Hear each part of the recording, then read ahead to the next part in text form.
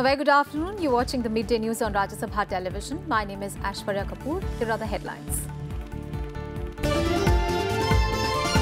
After ceremonial welcome for Saudi Prince at Rashtrapati Bhavan, a delegation-level talks underway between Prime Minister Modi and Saudi Crown Prince in New Delhi. India expected to make a strong reference to Pakistan-sponsored terrorism.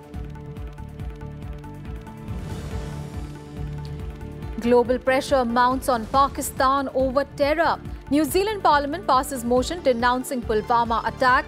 France to move a UN motion to ban Jaish-e-Mohammed chief Masood Azhar. US expresses strong support for India, asks Islamabad to punish the perpetrators of the attack. Thirty-third GST Council meeting chaired by Finance Minister Arun Jaitley underway. Big relief expected for home buyers. Tax cuts are likely to be announced for under-construction residential properties. And Rafale fighter jet to displays its capabilities in India as AERO India 2019 kicks off in Bengaluru. 5-day exhibition expected to put a nation on global map. Defence Minister Nirmala Sitharaman invites investors to take advantage of the Indian aerospace market. The delegation-level talks between Saudi Arabia's Crown Prince Mohammed bin Salman and Prime Minister Narendra Modi is currently underway at Delhi's Hyderabad House. During the talks, India is likely to strongly raise the issue of Pakistan-sponsored terrorism. PM Modi and Crown Prince Salman are also expected to look at ways to enhance defence ties, including having a joint naval exercise. Several agreements are expected to be signed following the talks. And earlier today, Saudi Crown Prince was welcomed with a ceremonial reception at the Rashtrapati Bhavan. He was given guard of honor at the presidential palace. The Arabian Peninsula, which Saudi Arabia represents around 80% of the Arabian Peninsula, it goes to thousands of years of history, even before history is written. So the relation between India and the Arabian Peninsula, it's in our DNA in Saudi Arabia. And since we remember ourselves, we know Indian people, they are as a friend, and they are part of building Saudi Arabia in the past 70 years. And I believe also there is a lot of Saudi work and they develop a lot of things in India before hundreds of years. And in this trip we will just show a few examples of those Saudis who work in India from hundreds of years and really contribute in a good way in India. Saudi Prince Salman arrived in New Delhi on a Tuesday on a 2-day visit to India. At the airport, Saudi Prince was received by Prime Minister Narendra Modi with a warm hug. The Crown Prince is accompanied by a high-level delegation, including ministers, senior officials and leading Saudi businessmen. Ties between India and Saudi Arabia have strengthened since Prime Minister Modi's Riyadh visit in 2016, where the leaders signed an agreement on cooperation with intelligence gathering on money laundering and terrorism financing. And Prime Minister Narendra Modi will embark on his 2-day visit to South Korea tonight. Now, the visit is part of the growing high-level exchanges between the two countries. Prime Minister Modi will meet South Korean President Moon Jae-in. Besides a summit meeting with President Moon, Prime Minister Modi will have a number of engagements scheduled with the Korean leadership, businesses, as well as the Indian community. South Korea has become a very important partner in India's economic modernization. And in a big boost to India in its fight against terror, many countries have extended their support to India. In a significant development, the New Zealand Parliament today passed a motion condemning the 14th of February PULWAMA terror attack. New Zealand's Deputy Prime Minister Winston Peters had moved a motion in the House. The motion without notice was introduced by Peters and was passed with an absolute majority. Police force personnel in PULWAMA. Is there any objection to that course of action being followed? There is none. The Right Honourable Winston Peters. Madam Speaker, I move that this House condemn the 14 February act of terrorism against Indian Central Reserve Police Force personnel in the PULWAMA district, leading to a very large loss of life, offer its condolences to the people and Government of India and express its support and solidarity for the Government of India at this difficult time, as well as offer our deep sympathy for all those who are grievously affected. And earlier, in a big diplomatic victory for India in its fight against terror, France came out in support of India. France has announced that it will move a proposal at the United Nations in a couple of days to impose a ban on Maulana Masood Azhar, chief of the Jaish-e-Mohammed terror group. The French decision was discussed between Philippine Etienne, the diplomatic advisor to the French president, and National Security Advisor Ajit Doval. Pakistan-based outfit Jaish-e-Mohammed has claimed responsibility for the PULWAMA terror attack that left 40 CRPF personnel dead. Now, France reportedly will also insist on maintaining Pakistan on the grey list of the countries at the ongoing meet of the Financial Action Task Force in Paris. And in another development, US President Donald Trump has described as a horrible situation the PULWAMA terrorist attack by Jaish-e-Mohammed. Following the terrorist attack, Donald Trump's NSA John Bolton supported India's right to self-defense. Separately, the US State Department Deputy Spokesperson Robert Palladino also expressed a strong support for India and asked Pakistan to punish anyone responsible for the 14th of February terror attack. Meanwhile, Iran's elite forces said that the suicide bomber that carried out an attack on Iran's Revolutionary Guards last week was a Pakistani national. Iran's commander of the Revolutionary Guards said that the suicide bomber, named Hafiz Muhammad Ali, was from Pakistan. On 13th of February, a suicide bombing killed 27 Revolutionary Guards on a bus in the volatile southeastern province of Sistan-Balochistan, which borders Pakistan. Iran has also accused Pakistan's army and intelligence agency ISI of sheltering the jihadists. Meanwhile, hours after the Pakistani Prime Minister denied the country's involvement in the PULWAMA terror attack, Finance Minister Arun Jaitley slammed the Pakistani Prime Minister. Arun Jaitley said that Imran Khan's statement on the PULWAMA terror attack was a form of confession. जहां तक पाकिस्तान के वजीर आजम के बयान का ताल्लुक है, जब पूरा विश्व इस घटना की भर्त्सना और निंदा कर रहा है, तो ये अपेक्षा थी कि कम से कम इसकी निंदा वो दिल से करते, लेकिन उन्होंने तो ये औपचारिकता भी नहीं निभाई।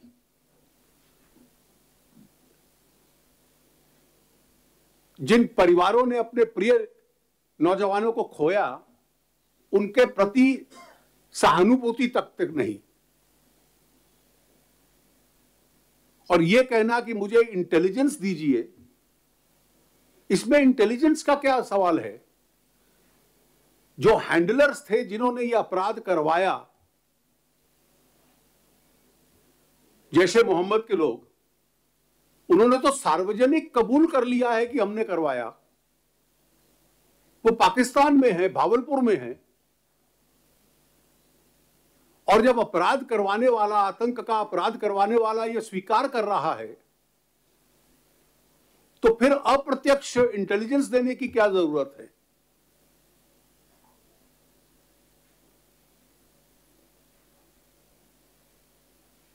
और ये तो सार्वजनिक है कि जो 3 लोग कल लिक्विडेट हुए, उसमें से 2 पाकिस्तानी थे जो इस अपराध में जुड़े हुए थे। तो पाकिस्तान की धरती का प्रयोग इस आतंक के लिए किया गया, जो पहले भी किया जाता रहा है। और यही कारण है कि उसके जो पाकिस्तान का स्टैंड है, उसकी पूरी विश्व समुदाय में स्वीकृति नहीं है, विश्वसनीयता नहीं है।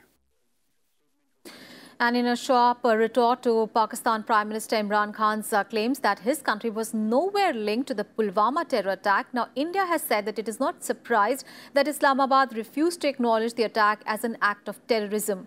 In a point-by-point rebuttal, the Ministry of External Affairs said that disclaiming any link between the terrorist attack and Pakistan is an oft-repeated excuse by the neighbor. It said that it is a well-known fact that Jaish-e-Mohammed and its leader Masood Azhar are based in Pakistan. These should be sufficient proof for Pakistan to take action.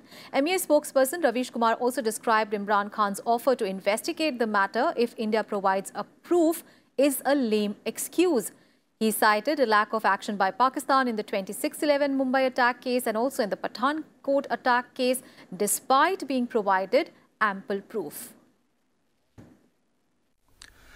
We have seen the statement made by Pakistani Prime Minister. We are not surprised that the Prime Minister of Pakistan refuses to acknowledge the attack on our security forces in PULWAMA as an act of terrorism. Prime Minister of Pakistan has neither chosen to condemn this heinous act nor condoled with the bereaved families. Disclaiming any link between the terrorist attack and Pakistan is an oft-repeated excuse by Pakistan. The Pakistani Prime Minister has ignored claims made by the Jaish-e-Mohammed as well as by the terrorist who perpetrated this heinous crime. It is a well-known fact that Jaish-e-Mohammed and its leader Masood Azhar are based in Pakistan. This should be sufficient proof for Pakistan to take action. The Prime Minister of Pakistan has offered to investigate the matter if India provides proof. This is a lame excuse. In the horrific attack in Mumbai on 26/11, proof was provided to Pakistan. Despite this, the case has not progressed for the last more than 10 years. Likewise, on the terror attack on Pathankot Air Base, there has been no progress. Promises of guaranteed action ring hollow given the track record of Pakistan. On to some other news, the 33rd GST Council meeting, chaired by Finance Minister Arun Jaitley, is currently underway. The meet is expected to propose cut in the GST rates on under-construction residential properties at 5%, down from 12% currently.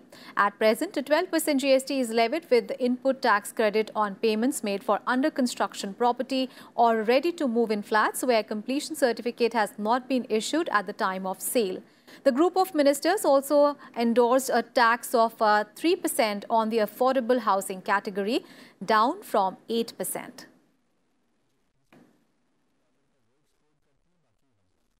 And the Union Cabinet has given its nod to issue the Triple Talaq Ordinance, which makes the practice of instant triple talaq by Muslim men a penal offence. Once signed by President Ram Nath Kovind, the Triple Talaq Ordinance will come into force for the third time in less than 1 year. The Triple Talaq Bill seeks to make the practice of talaq-e-biddat void, is however pending in Rajya Sabha. The bill will lapse on 3rd of June with the dissolution of the present Lok Sabha. 4 ऐसे कानून थे जो 3 ordinance के माध्यम से और एक bill के माध्यम से जो पार्लियामेंट में इंट्रोड्यूस हुए थे, ये सब लोकसभा में पारित हो गए थे। कुछ इसमें ऐसे थे जो विपक्ष से जब बात होती थी कि कुछ उसमें अग्रीड आइटम्स भी थे, लेकिन राज्यसभा की डिस्टर्बेंस की वजह से वो पारित नहीं हो पाए और इसलिए वो चारों के संबंध में आज केंद्रीय मंत्रिपरिषद ने राष्ट्रपति जी को सिफारिश करने का निर्णय किया कि इसके संबंध में अध्यादेश तुरंत जारी किया जाए। ये है एक मुस्लिम विमेन के संबंध में जिसको पॉपुलरली ट्रिपल तलाक बिल कहते हैं। दूसरा, इंडियन मेडिकल काउंसिल में जो इंटरिम बॉडी उसके मैनेजमेंट के लिए कॉन्स्टिट्यूट की गई थी जिसमें कोई विवाद नहीं था। The Cabinet also increased the dearnence allowance by 3% effective from 1st of January this year. The move benefits 1.1 crore central government employees and pensioners. The decision in this regard was taken at the Cabinet meeting chaired by Prime Minister Narendra Modi. The hike will benefit about 48.41 lakh central government employees and 62.03 lakh pensioners. सरकारी कर्मचारियों को लेकर, क्योंकि 1 जनवरी को हर साल DNS allowance inflation के साथ linked होता है, इंडस्ट्रियल वर्कर्स इन्फ्लेशन के साथ, तो उसका एक अग्रीड फॉर्मूला है जिसके हिसाब से हम लोग करते हैं।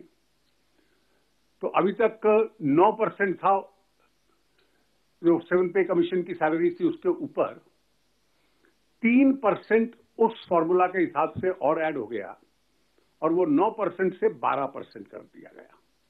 ये 1 जनवरी 2019 से तुरंत लागू हो जाएगा। The Cabinet also approved promulgating an ordinance with regard to the banning of unregulated deposit schemes bill to protect gullible investors from Ponzi schemes. The lower house had passed the bill on the last day of the budget session by a voice vote, but it could not get the approval of the Rajya Sabha.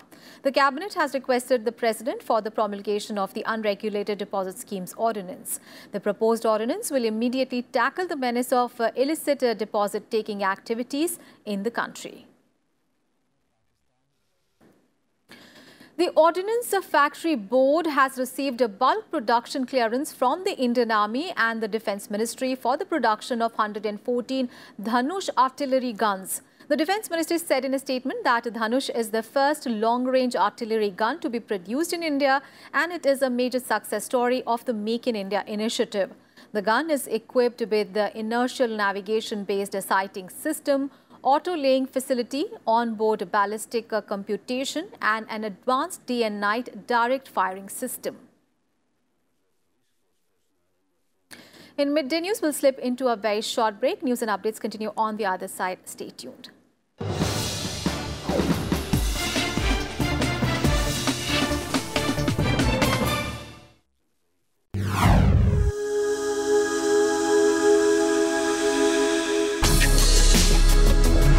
Tales that inspire. Stories of social change. A salute to diversity. Promoting public discourse. Events that motivate. Inspiring the innovative spirit. Watch Rajya Sabha television documentaries.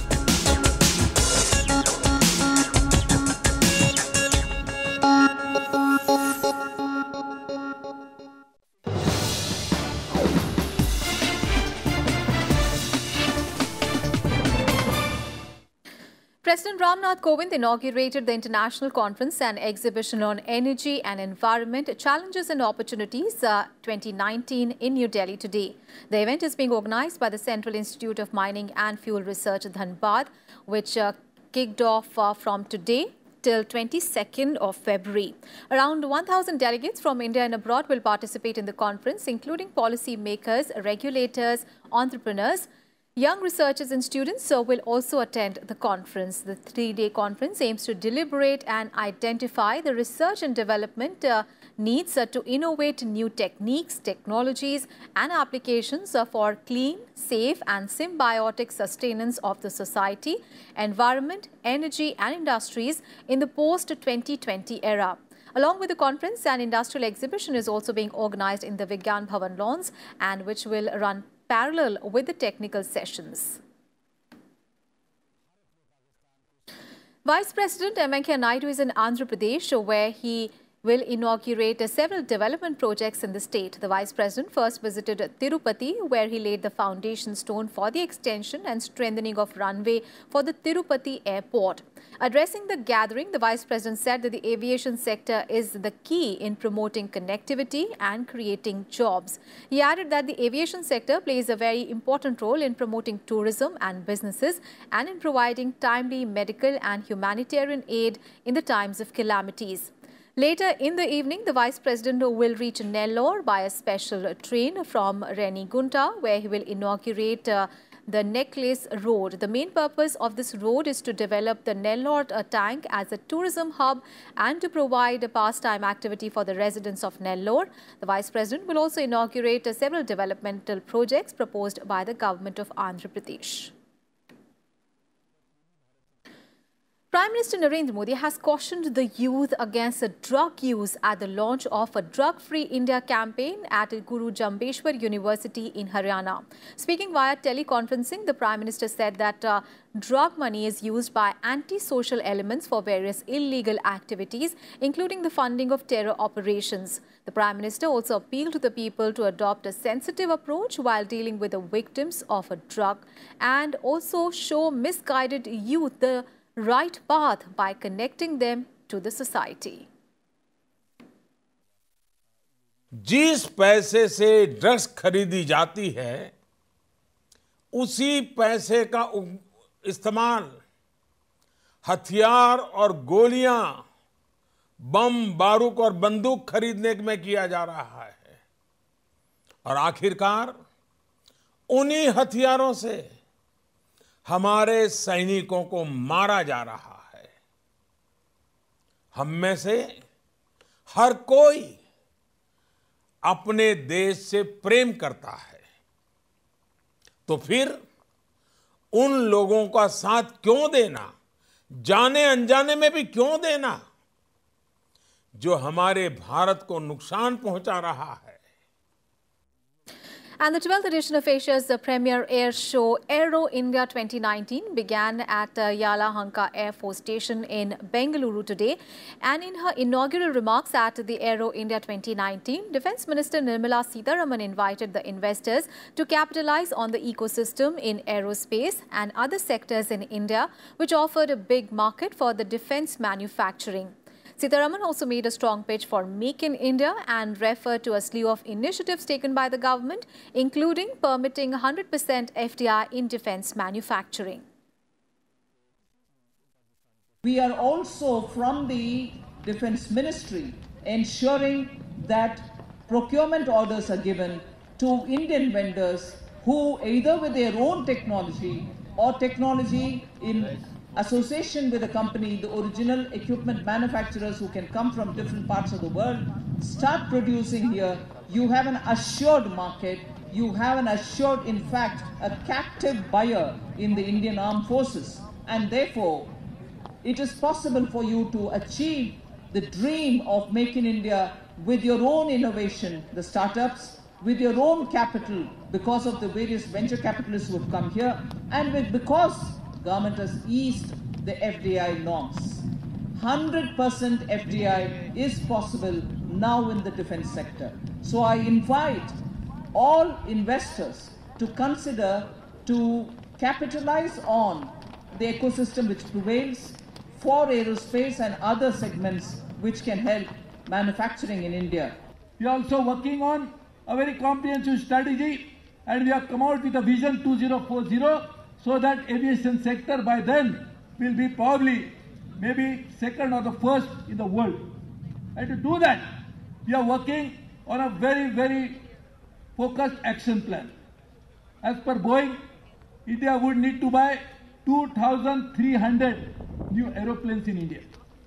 And we will be very happy that we can look forward to partnership so that we can make aircrafts in India. To make that, we are already coming out with an action plan, a vision, roadmap as to how that can happen, how can we develop an ecosystem to make those aircrafts in India. We also come out with air cargo policy. With the passenger traffic moving like this, just imagine when we have more and more cargo moving also in the air, how much more growth will happen in the aviation sector. And therefore, we are working on this strategy. I welcome all of you to participate in it, and I am thankful to Defence Ministry because they protect our skies which allow us to fly safely. We look forward to working in close coordination with my colleague ministry as well as all of you to ensure that we can provide affordable travel to all. And the Rafale fighter jet also took to the Indian skies at the AERO India 2019. Tejas and aerobatic teams like India's Sarang, ALH Dhruv also enthralled the audience.